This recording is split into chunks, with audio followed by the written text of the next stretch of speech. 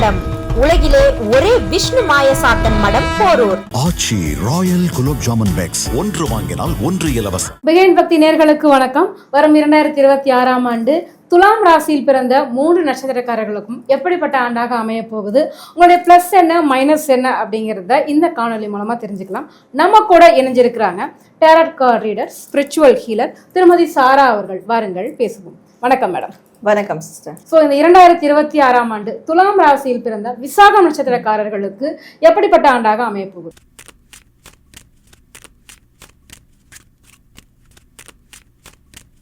So விசாக நட்சத்திரம் இவங்களுக்கான cards. So இவங்களுக்கு இந்த 2026ஆம் ஆண்டு எப்படி அமைய போகுது அப்படின்னா, பணம் ரீதியாக பொருள் ரீதியாக இழப்புகள்லாம் இருந்திருக்கு. இவங்களுக்கு பணத்தை தொலைச்சிட்டாங்க, இல்லை பணத்தை ஒரு இன்வெஸ்ட்மெண்ட்டில் இழந்துட்டாங்க, பண ரீதியாக மிகப்பெரிய நெருக்கடி காலாயிட்டாங்க. இந்த 2025 இதெல்லாம் கோத்ரூ பண்ணிட்டாங்க அப்படின்ற போது, ஸோ இந்த 2026 அதெல்லாம் மீட் எடுக்கிறதுக்கான அந்த ஒரு கொலாபரேஷன் கிடைக்கிறதுக்கான வாய்ப்புக்கான ஆண்டாக இருக்க போகுது. ஸோ இவங்க ஓவர்சீஸ், அதாவது ஃபாரின் ஜாப்க்கு ட்ரை பண்ணுறாங்க, அங்கே போய் செட்டில் ஆகணும்னு நினைக்கிறாங்க, இல்லை வெளியூர்லேருந்து ஒரு வாய்ப்பு வரணும்னு நினைக்கிறாங்க, அவங்களுடைய பிஸ்னஸை கடல் கடந்து எக்ஸ்ப்ளோர் பண்ணணும்னு நினைக்கிறாங்க, அது மிகப்பெரிய அளவில் கொண்டு போகணும்னு நினைக்கிறாங்கன்னா, ஸோ அதற்கான ஒரு பொருளாதார சப்போர்ட்டும் சரி, அந்த ஒரு கொலாபரேஷனும் சரி, நிறைய பேருக்குலாம் ஃபினான்ஷியல் இன்வெஸ்டர் கூட அவங்களுக்கு இந்த டைமில் வருவாங்க இந்த 2026. ஸோ இது ஒரு கொலாபரேஷன் அவங்களுக்கு கிடைக்கும். ஸோ அவங்களுடைய தொழில் இல்லை அவங்களுடைய வாழ்க்கையை அடுத்த லெவலுக்கு, மிகப்பெரிய லெவலுக்கு கொண்டு போகிறதுக்கான ஒரு ப்ராசஸில் இறங்கக்கூடிய ஒரு ஆண்டாக இது அமைய போகுது. எவ்வளோலாம் இழந்தாங்களோ இந்த வருடம் அதெல்லாம் மீட்டெடுப்பாங்க, ஆர் அதுக்கு மேலே அவங்களுக்கு கிடைக்கும். அது மாதிரியான ஒரு ஆண்டாக அமைய போகுது. ஸோ இவங்களுக்கான ப்ளஸ் என்னவாக இருக்கும் மேம்? ஸோ இவங்களுக்கான ப்ளஸ் அப்படின்னு பார்க்கும்போது, இவங்களுடைய தைரியம், இவங்களுடைய கம்பீரம் அண்ட் இவங்களுடைய அந்த விடாமுயற்சி, ஸோ இதெல்லாம் அவங்களுக்கு ப்ளஸ்ஸாக இருக்கும். எதாக இருந்தாலும் மற்றவங்க வராங்களாம் பார்ப்பாங்க, இல்லைனா தனியாகவே அந்த சைடில் இறங்கிடுவாங்க, அது ப்ளஸ்ஸாக இருக்கும். இவங்களுக்கான மைனஸ் அப்படின்னா என்னவாக இருக்கும்? ஸோ இவங்களுக்கான மைனஸ் அப்படின்னு பார்க்கும்போது, எல்லா இடத்துலையும் ஸ்ட்ராட்டஜி யூஸ் பண்ணக்கூடாது. சில இடங்களில் நேர்மையாக இருக்கணும், சில இடங்களில் உணர்வு ரீதியாக இருக்கணும். ஆனால் இவங்க எல்லா இடத்துலையும் ஸ்ட்ராட்டஜி, யுக்தியை யூஸ் பண்ணுறாங்கன்னா அது கண்டிப்பாக மைனஸில் கூட கொண்டு போய் விட்டுரும். ஸோ 2026 துலாம் ராசியில் பிறந்த விசாக நட்சத்திரக்காரர்கள் உங்களுக்கு தொட்டது தொடங்கக்கூடிய ஒரு காலமாக இருக்க போகுது. உங்களுக்கு நிறைய பொருளாதார ரீதியான முன்னேற்றமும் தொழில் வாய்ப்புகளும் கூடும் அப்படின்னு சொல்லியிருக்காங்க. கண்டிப்பாக இந்த ஆண்டு உங்களுக்கு ஒரு மகிழ்ச்சிகரமான ஒரு ஆண்டாக அமையும் அப்படிங்கிறதுல சந்தேகம் இல்லை. 2026 துலாம் ராசியில் பிறந்த சுவாதி நட்சத்திரக்காரர்களுக்கு எப்படி இருக்கும் மேம்?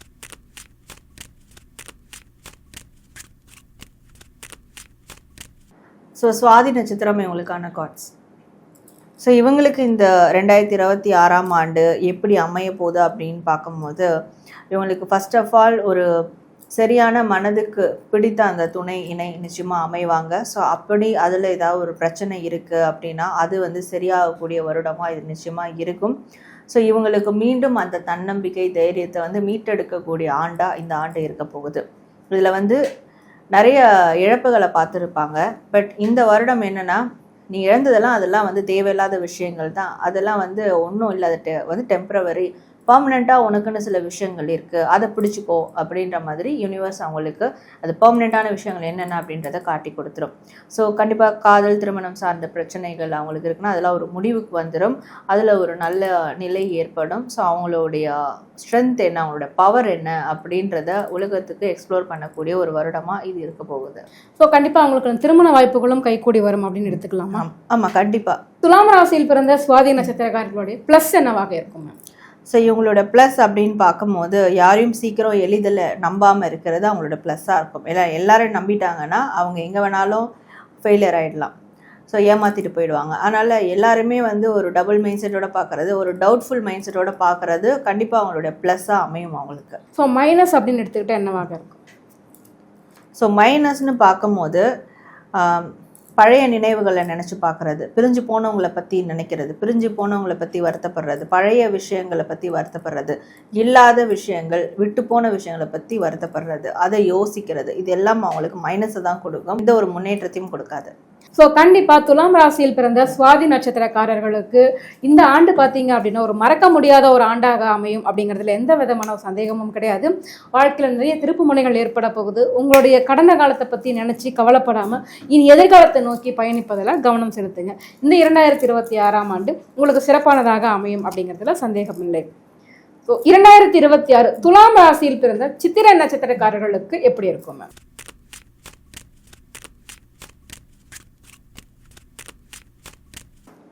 ஸோ சித்திரை நட்சத்திரம் இவங்களுக்கான கார்ட்ஸ். இவங்களுக்கு இந்த 2026ஆம் ஆண்டு எப்படி அமைய போகுது அப்படின்னு பார்க்கும்போது, இவங்க வந்து யாரையும் எதிர்பாராம யாரையும் அதாவது மற்றவங்களோட சப்போர்ட் எதிர்பார்த்து வாழ்ந்துட்டு இருக்கவங்களா இருந்தால் அவங்களோட சொந்த காலில் நிற்கக்கூடிய ஒரு வருடமாக இந்த வருடம் அவங்களுக்கு நிச்சயமாக அமையும்.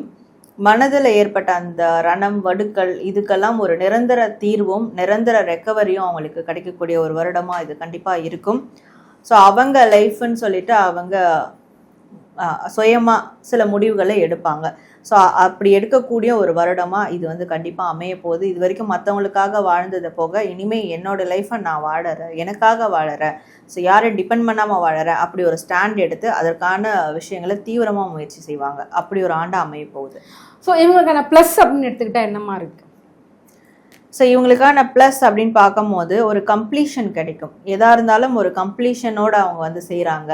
ஸோ எடுத்த காரியத்தை கம்ப்ளீட் பண்ணிவிட்டு அடுத்த காரியத்துக்கு போகிறாங்க அப்படின்னா அது ரொம்ப அவங்களுக்கு ப்ளஸ்ஸாக இருக்கும். மைனஸ் அப்படின்னு எடுத்துக்கிட்டால் என்னதான் இருக்கும்? ஸோ மைனஸ் அப்படின்னு பார்க்கும்போது இவங்க வந்து அவசரப்பட்டு எதையும் செய்யக்கூடாது.